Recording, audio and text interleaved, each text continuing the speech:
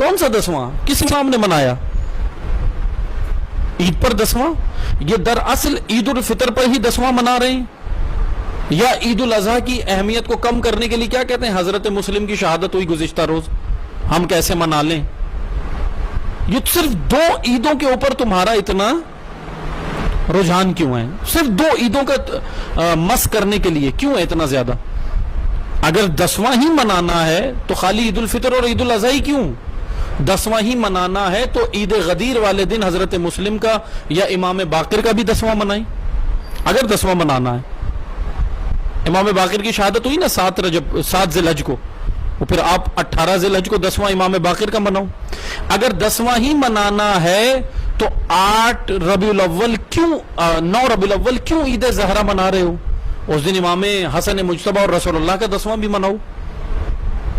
10واں منانا ہے، اگر 10واں منانا ہے تو 25 رجب امام موسیٰ کاظم کی شہادت، 4 شعبان 10واں بنتا ہے، کیوں نہیں بنا رہے؟ کیوں حضرت عباس کا جشن کر رہے ہو؟ 10واں مناؤ۔ کیونکہ یہ وہ لوگ ہیں، یہ دراصل کوئی فرقہ نہیں ہے تشیع میں، یہ دجالیت ہے، ان کے کوئی عقائد نہیں ہیں، یہ فتنہ گر ہیں، فتنے پیدا کرنے کے لیے تشیع میں ڈالے گئے۔ عید پر 10واں، کبھی عید الاضحیٰ پہ حضرت مسلم کا غم، عید کا فلسفہ ہی نہیں سمجھے۔ اب وہ سادہ لوگ، میں ان سے مخاطب ہوں کہ عوام ان کے بے شعوری میں نہ آ جائے۔ یہ مقدس گوسالہ لائے ہیں، جیسے موسیٰ علیہ السلام کے جب پردہ غیب میں گئے، یا اللہ تعالیٰ نے ان کو کوہ طور پر بلایا موسیٰ علیہ السلام کو، تو اس وقت نبی خدا حضرت ہارون کو امت چھوڑ کر کہاں گئی؟ سامری کے گوسالے کے پیچھے، کیونکہ وہ مقدس گوسالہ بنا کے لایا تھا اور کہہ رہا تھا یہ خدا ہے۔ مقدس چیزیں لاتا ہے، ہر دور میں سامری مقدسات لے کر آتا ہے امت کو گمراہ کرنے، بے شعوروں کو گمراہ کرنے۔ آج کا سامری آیا ہے تشیع کے اندر یہ مقدس چیز لے کر کے عید پر اب یہ خرافات ڈالتے ہیں، بدعتیں ڈالتے ہیں، اور سادے لوگ کیا جواب دیتے ہیں جب ان کو بولو کہ بھائی یہ 10واں کیوں کر رہے ہیں، عید پر ماتم کر رہے ہیں، عید پر عزاداری کر رہے ہیں، تو کیا کہتے ہیں؟ کرنے تو مولا کی عزاداری ہے، کوئی غلط کام نہیں ہے۔ اس کو کیا کہتے ہیں؟ آپ کیا کہیں گے؟ بدعت حسنہ، کہ اچھی بدعتیں تو ڈالنے دو۔ اسلام میں بدعت حسنہ بھی ڈالنا جائز نہیں ہے۔ یہ سادہ لوگ ہیں، یہ آ کر گمراہ کرتے ہیں کہ جی یہ ہم تو ماتم ہی تو کر رہے ہیں، ہم کسی کو کیا کہہ رہے ہیں؟ نہ، عید کے دن ائمہ نے جو کیا وہ کرو۔ تم یہ کون سا دین لے آئے کہ عید کے دن جو ہے ماتم شروع کر دیا، عید کے دن عزا شروع کر دی، اور جو اس کے خلاف بولے وہ عزا کا دشمن ہو گیا۔ تم عزا کے طرفدار ہو، اور جو تمہیں ان ساری بدعتوں کو روکنے کے لیے جو اقدامات کرے وہ عزا کا دشمن ہے، وہ عزاداری کا دشمن ہے۔ اس طرح یہ پروپیگنڈا کرتے ہیں، اس طرح یہ سنت معاویہ پہ چل رہے ہیں، چونکہ پروپیگنڈا کرنا معاویہ کی سنت ہے، علی کی سنت نہیں ہے۔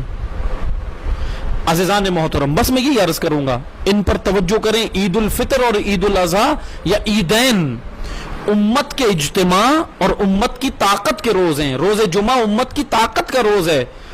امام باقر علیہ السلام یا امام سجاد علیہ السلام نے جب مسند حکومت، چونکہ امام کا حق تھا، اب یہ روایت لاتے ہیں، میں ایک اور عرض کروں، یہ روایت لائیں گے جی مولا نے دیکھو عید کی نماز کے بارے میں کیا کہا، جمعے کی نماز کے بارے میں کیا کہا، کہ یہ ہمارا حق تھا، وہاں پہ طاغوت بیٹھا ہے۔ امام نے کس کے بارے میں کہا تھا؟ تم امام کے کلام کو زیادہ بہتر جانتے ہو، تم اتنے بڑے مطلب عالم ہو گئے۔ امام نے کیا کہا تھا کہ بنو امیہ کے امام جمعہ و جماعت، بنو امیہ کی طرف سے مقرر کردہ، بنو امیہ کی حکومت اور حکومتی مقرر کردہ جتنے امام عیدین اور امام جمعہ تھے، ان کو امام نے کہا کہ یہ حق ہمارا تھا۔ اور ان جہلاء نے جان بوجھ کر یہ من گھڑت چیزیں ڈالی کہ وہ حدیث اس کو اٹھا کر کہاں پر فٹ کیا انہوں نے، کہ یہ تو امام نے سب کے بارے میں بول دیا، اب جو بھی جمعہ پڑھائے گا، اب جو بھی عیدین پڑھائے گا، وہ حق کے امام باقر اور حق کے امام سجاد کو غصب کر رہا ہے۔ انہوں نے یہ باقاعدہ یہ کس کے اوپر؟ شیعہ علماء کے اوپر ہی یہ ڈال دیا کہ اب آپ بھی نہیں پڑھا سکتے۔ اگر شیعہ عالم جمعہ پڑھائے گا، شیعہ عالم عیدین پڑھائے گا، تو کہتے ہیں تم نے حق کے امام سجاد غصب کیا۔ یہ ہیں گمراہ کن نظریات۔ اسی لیے امام جعفر صادق علیہ السلام نے معانی الاخبار میں کہا کہ ہماری حدیث، ایک حدیث جمع کرنے والا، ایک حدیث سمجھنے والا 1000 حدیثوں کو صرف جمع کرنے سے بہتر ہے۔ ایک وہ جس نے 1000 حدیثیں جمع کی، ایک وہ جس نے ایک حدیث کو سمجھ لیا۔ امام نے کہا یہ فقیہ ہے، یہ فقیہ بنے گا۔ فقیہ بننے کے لیے حدیث کو سمجھنا ضروری ہے، حدیث کو پڑھنا کوئی کمال نہیں ہے، کتابیں پڑھ کے ممبر پہ آ جانا کمال نہیں ہے، کتاب میں سے نکالنا کیا مستند ہے، کیا ضعیف ہے، کون سا راوی مستند ہے، کون سا جو ہے وہ علم رجال کی اصطلاح سے کون سا راوی مردود ہے، کون سا راوی مجہول ہے، کون سا راوی شرط الخمیس میں آتا ہے، یہ دیکھنا، یہ محقق تحقیق کرتا ہے۔ اسی لیے تدبر، تفکر اور تعقل کا ہر امام نے ذکر کیا۔ بس آپ توجہ کریں، ان سامریوں کے جھانسے میں مت آئیں۔ عید الفطر کی اہمیت ہے، اپنی عید الفطر منائیں، عید الاضحیٰ منائیں، جس طرح ائمہ نے منائی، ہمارے امام نے منائی۔ عید اللہ کی عبادت کا دن ہے، عید اللہ کی بندگی کا دن ہے۔ عید الفطر، فطرت کے اوپر سے جو آپ نے روزے رکھے، پورے 30 دن ماہ رمضان میں روزے رکھے، انسان کی فطرت سے غبار اٹھا، طبیعت کا غبار ہٹا، غرائز کا غبار ہٹا، شہوتوں کا غبار ہٹا۔ اب جو فطرت پاکیزہ ہو گئی، اس کی فطرت کی پاکیزگی کی وجہ سے اللہ نے تحفتاً عید الفطر عطا کی ہے، انسان کی فطرت کی پاکیزگی کی وجہ سے، اسی لیے اس کو عید الفطر کہتے ہیں۔ فطرت سے فطر ہے، فطرت کی وجہ سے فطر کہتے ہیں۔ یہ عید فطرت ہے، یہ عید بندگی ہے، یہ بندگی کا روز ہے ائمہ کی نگاہ میں، ائمہ کی طرز پر منائیں۔ اب آپ یہ سارے مثلا کلچر دیکھ کر کے گھومنے پھرنے جا رہے ہیں، ملنے جا رہے ہیں، سوئیاں کھا رہے ہیں، یہ کر رہے ہیں، تو آپ اس کو سمجھو اگر عید ہے تو یہ تو آپ کا کلچر ہے۔ امام مجتبیٰ کی طرح عید مناؤ، امام حسین کی طرح عید مناؤ، کربلا کے بعد امام سجاد کی طرح عید مناؤ، امام رضا کی طرح عید مناؤ۔ انہوں نے کب کون سا 10واں منایا؟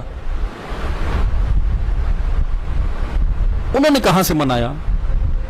اور یہ آج جعلی حدیثیں چھاپنے کا کام کر کے تم لوگوں کو گمراہ کر رہے ہو، واٹس ایپ پہ چلانا اور سوشل میڈیا پہ چلانا جعلی حدیث امام کے نام سے۔ عوام اتنی سادی نہ بن جائے، یہ آج کی صفین کو سمجھو۔